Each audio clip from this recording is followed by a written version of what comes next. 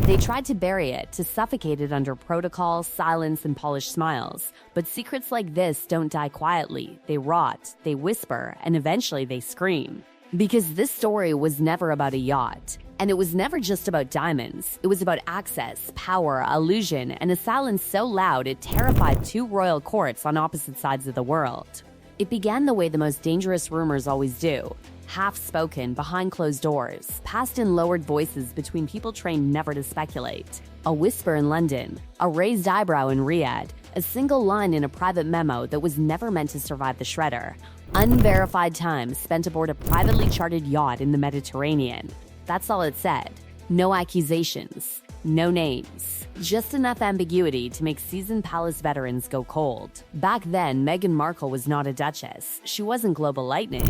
She was an actress with access to elite circles where money dissolves boundaries and invitations replace credentials. Yachts, villas, Monaco sunsets, none of that was unusual. But what was unusual was the ownership trail. Layered, obscured, Gulf-linked holding companies with no fingerprints and no answers. And that's when the palace froze. Because the royal machine does not fear scandal, it fears uncertainty. Security consultants flagged it. Courtiers debated it. Younger aides waved it off as social overlap. Rich people floating around other rich people. But the old guard? The ones who'd survived abdications, divorces, and disasters? They knew better. No proof doesn't mean no problem, it means no control. Then the rumor migrated. It slipped from London drawing rooms into diplomatic corridors. A cable from Riyadh surfaced, not angry, not explosive, but irritated. And irritation from Saudi Arabia is never casual. It was a warning wrapped in restraint. Unnamed Western figures. Implied access. Casual myth-making involving Saudi elites. That's when the silence shattered. Not in public, not on record, but in a private exchange that carried the unmistakable weight of Mohammed bin Salman's displeasure.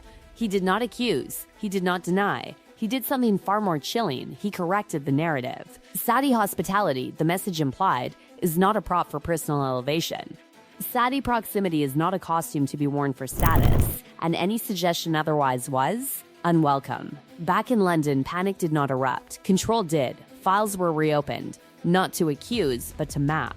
Meghan's movements, her associations, her invitations. What had once been flexible became rigid. What had been informal became logged. Not punishment, containment. She noticed. Why were invitations suddenly declined? Why were meetings logistically impossible? Why did everything feel narrowed? The answers given were bland. Scheduling, security, protocol. The truth was sharper. Trust had been downgraded. By the time the engagement surged toward inevitability, the palace was split down the spine. One side argued belief, protect her, shield her, silence the rumors. The other demanded distance, because once uncertainty enters the bloodstream of the monarchy, it never leaves. The Queen asked one question: is there proof? There wasn't, so she closed the discussion. But closing a discussion does not close a file, it only buries it.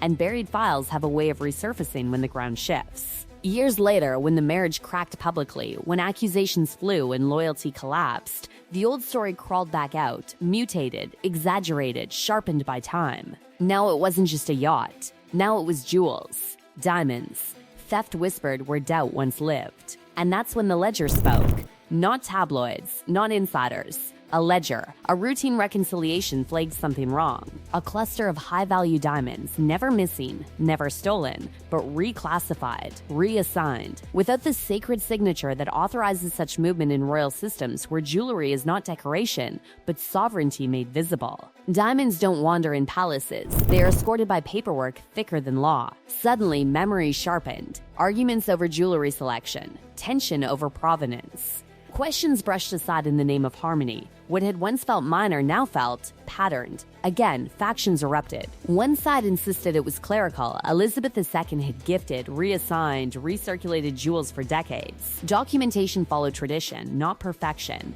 The other side saw something darker, assumption masquerading as permission, not theft. Entitlement. The Queen was told carefully, no speculation. Just facts. Gaps, ambiguity, missing confirmations. Her response was ice cold and absolute. Contain it. No inquiries, no noise, no exposure. Not to protect a person, but to protect the crown. Access to jewelry tightened overnight. Pieces disappeared from rotation. Requests met new barriers. Explanations flowed, but the message was unmistakable. The margin was gone. Meghan felt it. Her allies raged against it. They called it bias, hostility, punishment for disruption. The institution saw only risk management.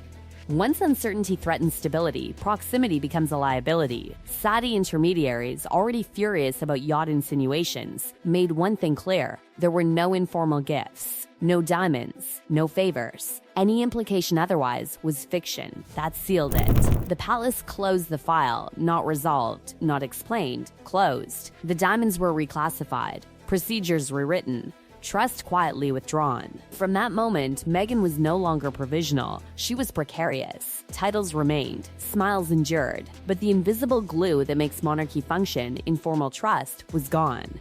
Prince Harry felt it, fought it, lost. And the public? They never saw the file, never saw the ledger, never heard the private corrections from Riyadh, because the most dangerous royal scandals are not proven. They are managed. And this one was managed into silence. The silence that followed wasn't peace, it was pressure. Because when a palace stops explaining, stops correcting, stops defending, what it's really doing is withdrawing. And withdrawal inside royal walls is more devastating than any public accusation could ever be. By the time Meghan and Harry stepped away, the decision had already been made long before the world heard the word Megxit.